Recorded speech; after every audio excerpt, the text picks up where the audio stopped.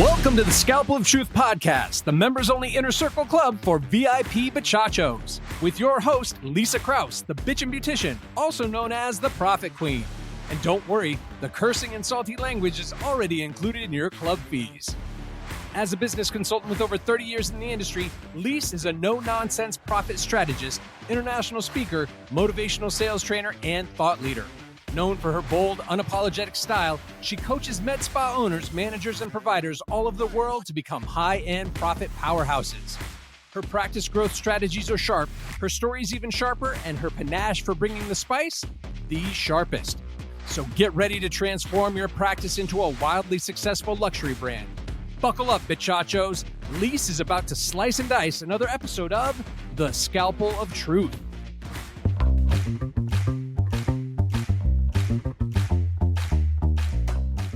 Welcome back to another savage episode of The Scalpel of Truth. I'm your host, Leisa Krause, aka Leisa, the bitchin' beautician, your medical aesthetic profit strategist. And today we're slicing deep into a topic that every med spa owner or service provider has faced at least once.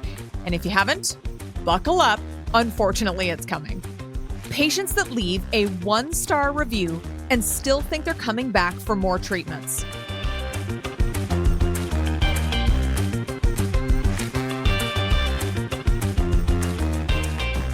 Here's the legal part I need to read.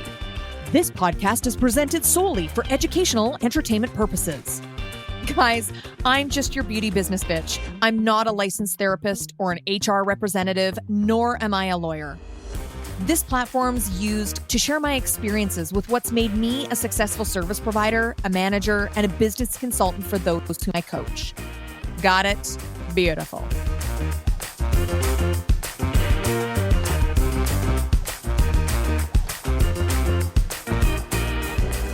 I think what gets me the most around this is the audacity. I honestly think we should start instilling an audacity fee to some people out there that we try and do our very best to serve. Because here's the truth. Some patients leave a bad review and then they have the balls to call your front desk like nothing happened. Like they didn't just try to torch your reputation online. Let me say this. If I were a clinic owner or I was a service provider still myself, you drag my name online and you're not getting back into my chair, period. Not everyone's going to be a raving fan of yours. And I know that there are lots of people that aren't fans of mine, which is totally fine. You can't always be everyone's cup of tea. Like the second I catch wind that someone's talking smack about me, they're dead to me. And it's so funny. This industry is small and super incestuous and things always get back. So I actually think it's funny when I hear something that someone has said and then they still try and be super nice. Like it's actually funny to me. Anyways, back to business. What should you do if someone slams your practice publicly and still wants to rebook? Do you give them another shot? Do you kiss their ass and save face? Or do you bless and block with a side of skincare and a firm farewell? Today, I'm going to be giving you the real deal approach on how to respond, when to refund, and how to protect your team, exactly what to say when it's time to cut the cord. This is going to be high level because I save the real pearls for my inner circle members. So, general listeners, tip number 1, you should respond to bad reviews. You absolutely should. But you do not, and I repeat, do not respond emotionally. And yes, I understand how difficult this is. As a perimenopausal, recovering, people-pleasing, hot-headed Aries, I know you want to snap their neck like a dry breadstick. Trust me, I get it. The amount of showers I've had while replaying conversations of what I wish I would have said would blow your fucking mind. Now, I'm just saying those things, hence not everyone is a fan. You are going to respond like the CEO that you are. Here's the goal. Your reply isn't for the reviewer. It's for future patients that are Googling your name and looking for red flags.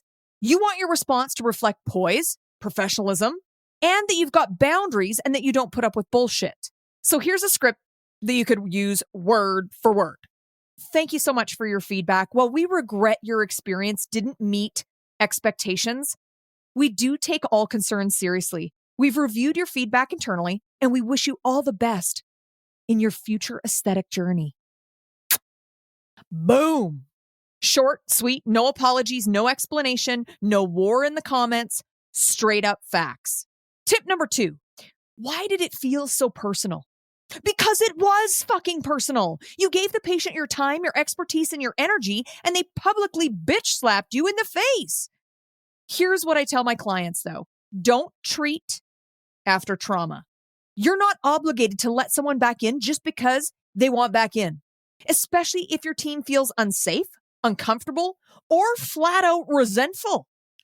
A 1-star review isn't just a review. It's a broken contract of trust and a huge red flag. Tip number 3, the pros and cons of letting someone back in. Let's discuss. So the pros, maybe they had a bad day. You could potentially change their perception, and it might salvage your Google rating if they agree to edit it or take it down later. Here's the cons. Your team doesn't want to treat them. It lowers clinic morale.